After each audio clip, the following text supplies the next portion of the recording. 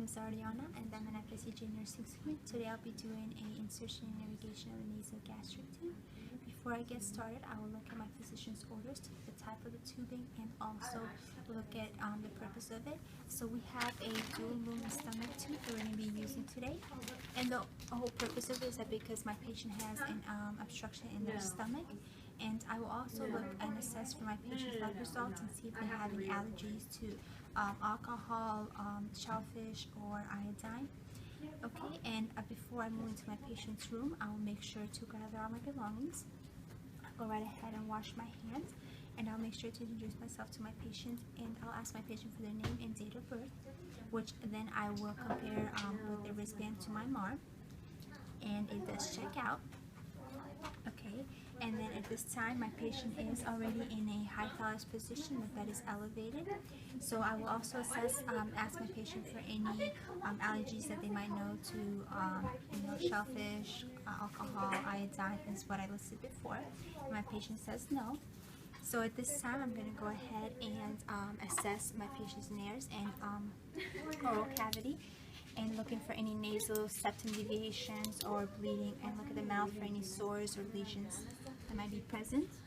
Okay, my patient looks good. Okay, this time I'm also going to look at, assess the patency of my patient's nares. So I'm going to go ahead and include one nair and ask him to breathe out the other.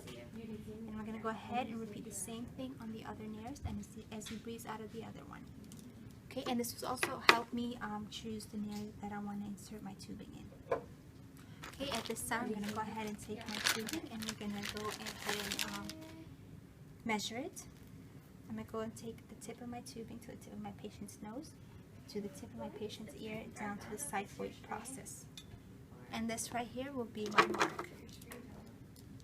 Okay, and at this time I'll go ahead and put the towel up to my patient's chest. Okay, I'm going to go ahead and set up my tape. I'll set up 3 pieces of tape.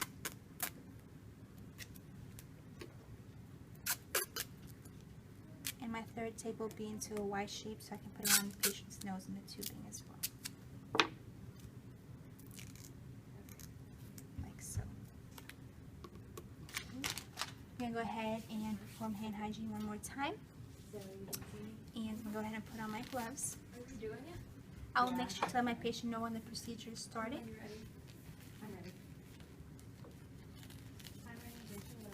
Before I get started, I will go ahead and lubricate my tubing to 4 inches. And at this time, I'm going to go ahead and let my patient know the procedure starting, and I'm going to have them tilt their head back. I'm also going to select the size of my tube based on whether it's perception. As I make my way in there, I'm going to go ahead and stop and inspect my patient's nares one more time, and look at their oral cavity in case there's any coiling going on. So as my patients do that, then I'll ask my patient to put their chin to their chest. Okay. In case my patient, and I'll go ahead and have a sip of water as he's helping me put this tubing down there. And in case my patient happens to gag, I will actually pull the tubing out a little bit and let my patient rest, and then I will advance in a little bit again and advance my tubing in there. So we have made it all the way to our mark. So now I'm going to go ahead and tape the tubing to my patient's face, for we are going to check placement. Okay, at this time I will ask my patient to speak, and one more time I'm going to ask him to open their mouth so I can look inside to see if there's any coiling that has happened. And it is good. So then I'm going to take my big syringe, and then I'm going to aspirate. And now I'm going to measure the tubing. And at this time I'm going to notice the color, which is a greenish yellow. And if I were to do a pH level, based on the hospital's policy, at this time I would do that. I'll take the aspirins and put it in a container, and I will go ahead and get my pH level. Okay, so this time I'm going to go ahead and put on my stethoscope and place it over the upper epigastric region, left upper epigastric region of my patient. And as I push slowly in, I should be able to hear a swishing sound. Alright, and that helps me verify my placement, and it is in the right placement. Another way to verify placement we can actually do is do a chest x-ray, and that also helps us verify our placement.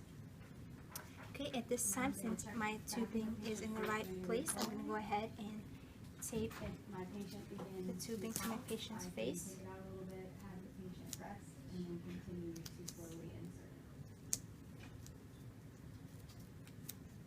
I'm going to temporarily tape this. Okay, I'll take the last piece of taping, which I'm going to cut in half because it's too big, and I'll put it over the bridge of my patient's nose. And now I'm going to begin chest placement. So depending on hospital policy, I can either check placement by aspirating the stomach contents. And then go ahead and move this right over. I'm going to go ahead and also attach the tubing to my patient's gown. So, but I'm going to make sure to leave enough room so if my patient needs to move their head, they can without a problem. Compare the length of the tube with the baseline. But the way I'm going to check is I'm going to At this time, I'll go ahead and place into the section at an intermediate, low intermediate section. And then while I in put there. back in, And I will make sure to do oral hygiene 2 to 3 times per hour. Okay, and now at this time, I'll go ahead and document. I'll document the date, the time, and I'll also document the length and the type of tubing, which we already said earlier. It was a dual lumen stomach tubing, which is about 48 inches long. And I will also document the color and the consistency of the drainage, which was a yellow greenish color. And I will also document the amount of drainage, and also I will document how my patient tolerated the procedure. The patient tolerated the procedure well, and I will also make sure to document any instructions that I may have given my patient. And I believe that is it.